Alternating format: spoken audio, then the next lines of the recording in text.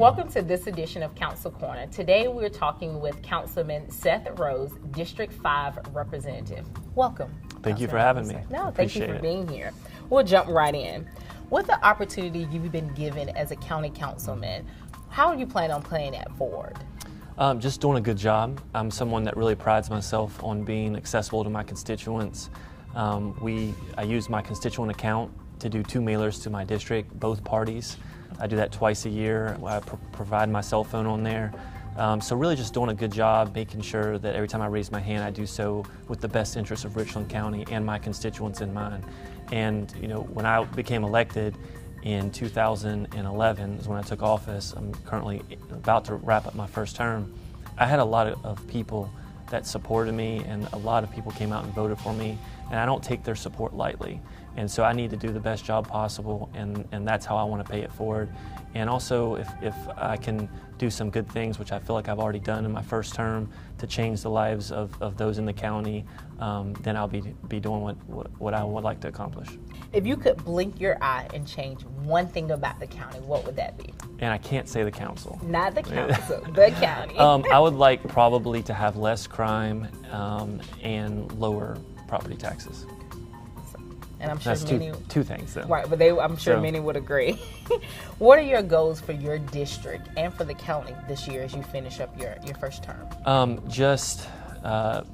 one of the things I'm most proud of since I've been on council, and I want to keep progressing this forward, is transparency. Some of the things I've done when I got on the council, one of the things I ran on was, why aren't we broadcasting our council meetings? And I realized when I researched the issue that it had come up on council several times and been voted down. And I'm the one who sponsored the motion to broadcast our council meetings. So if our viewers turn on a council meeting, I sponsored that motion and really fought hard to have it done. And so just really to have open government, be as transparent as possible, and also to keep voting for fiscal responsibility to make sure we're spending our tax dollars the best way possible. And sometimes you can be outvoted on issues, but I'm going to continue to raise my hand for sound government, and I want to treat the people's money, the tax dollar, as if it was my own personal finances, and let's make wise decisions with it. And so, and also giving our public safety units, our fire, police, solicitor, public defender, all those different things, the resources they need to make sure the judicial system runs smoothly. Why did you become a servant leader?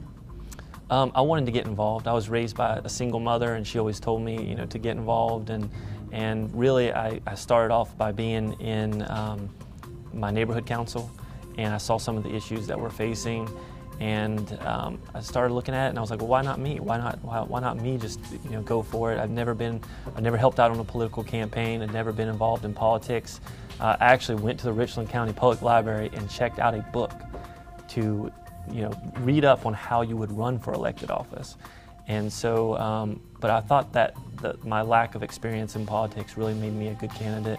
And I just said, why not me? And so I decided to go for it. At the time, I was working at the solicitor's office as a prosecutor. And I just went for it and worked really hard, and about to finish up my first term. And what quote or motto do you govern yourself by? Well, I've got a couple. I mean, one would probably be something about hard work. Another, my favorite quote at the time is probably something I heard from Michael Jordan in his Hall of Fame acceptance speech, where he says, "Limits, like fears, are often just an illusion." And I believe that whether we're talking about government or if you're wanting to get involved in your community, and you're like, when I looked at it, when I was looking to run for office, I was like, man, they're saying you're going to have to raise this much money. I don't know how I would even come close to that amount. Or, how would I get over the hump, being that I don't really know maybe the in crowd or whatever it may be.